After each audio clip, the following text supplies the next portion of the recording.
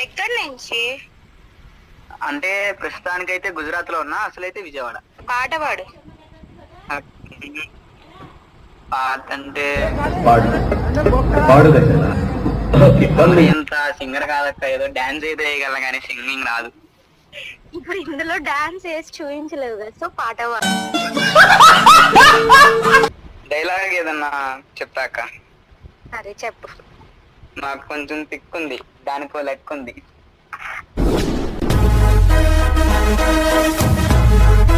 Favourite hero ఎవరు?